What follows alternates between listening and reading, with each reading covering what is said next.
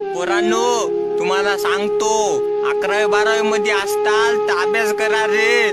पुढी लय माय वाजते रे. मयावणी असं सोयाबीन कापावं लागतंय रे. भयानक बेजारी होती रे. रात्री झोपलं तर चेव येत नाही, सकाळी उठलं तर झोप येत नाही रे. सोयाबीन कापता कापता आपले सूर्य देवता असे त्रास देतात भयानक, असा त्रास देतात भयानक की बघायचं काम नाही. सावलीला गेलं की शिराळ पडतंय, सोयाबीन कापाय आलं की ऊन पडतंय. हातात आलेल्या पेनीचा जर बरोबर वापर केला नाही तर हातात विळा घेण्याची वेळ येते.